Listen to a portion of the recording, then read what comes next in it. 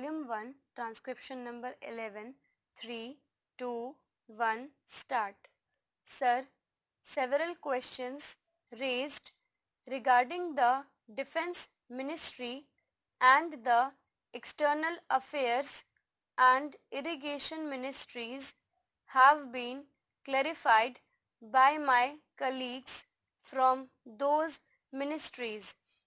My task, therefore, has been simplified to that extent. Before I go to the questions, financial and economic, raised by several honorable members, I should like to clarify one or two points which are more administrative than economic or financial. One of them was raised by my honorable friend. He raised the question about the recruitment by the Assistant Superintendent's Departmental Competitive Examination and particularly about the examination held in 1960. He said that about rupees 6 lakh were spent for the 1960 examination and later it was declared that no vacancies were available.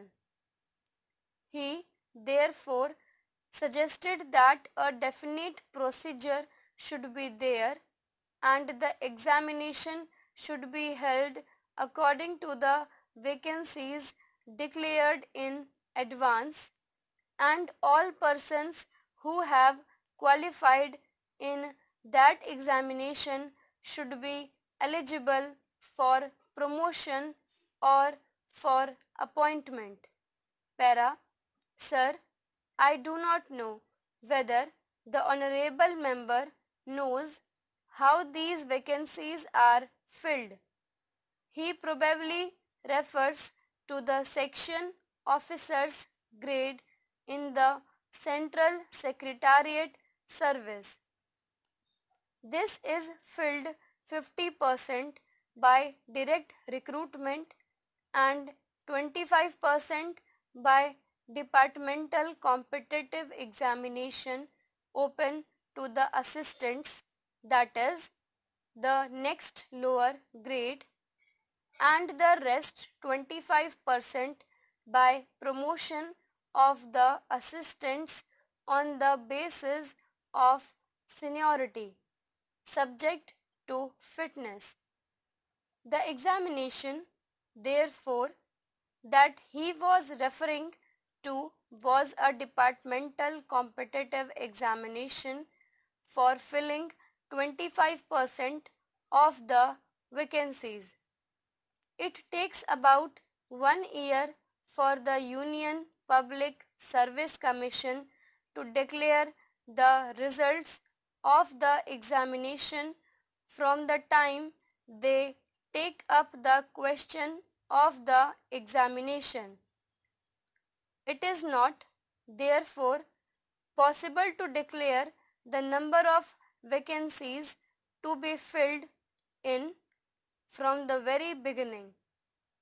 To declare them just when the results are out is more realistic, and that is what is done.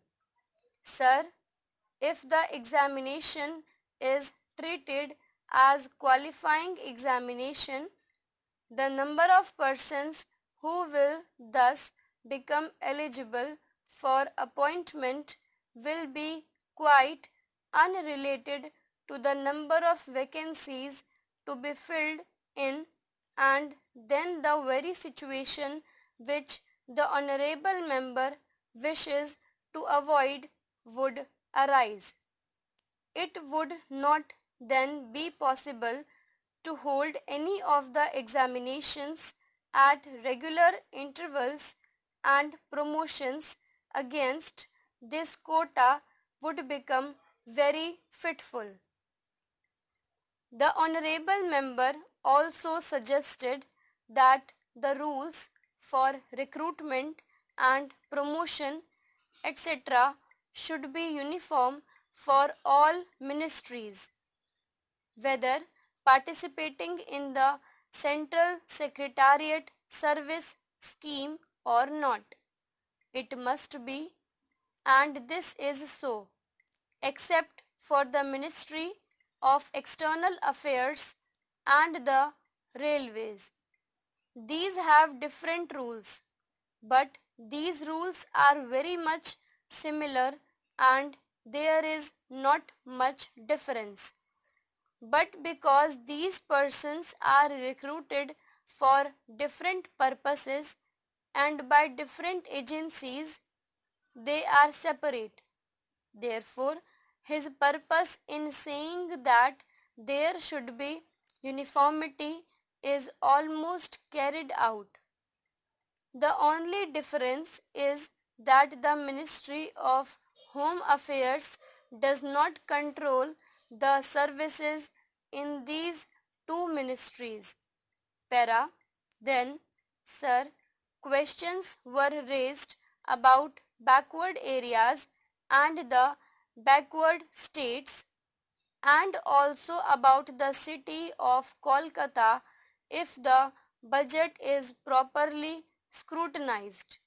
It would be found that assistance is provided for the states, particularly the backward states, and the Finance Commission, which assesses the overall requirements of the states, takes this into consideration and makes its recommendations, which are carried out every time the Finance Commission's recommendations are received, and they are received periodically according to the Constitution.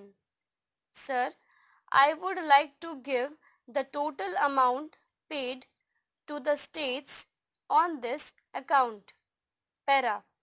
The main objective of planning is to create conditions in which living standards are raised in a sufficiently reasonable level and all citizens are given full and equal opportunity for growth and service.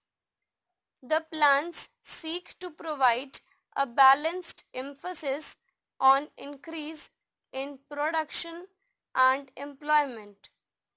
The development plans are thus accepted as the means for ensuring equitable development in the field of social services.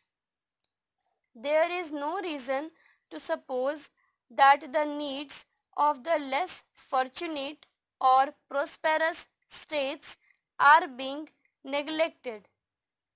But it would not be proper to expect that all these differences could be wiped out now immediately. It must be seen whether we are going towards that very end or not. We are deliberately going towards that end, and we hope and trust that in course of time these inequalities would be wiped out. If not completely wiped out, at any rate they would be lessened.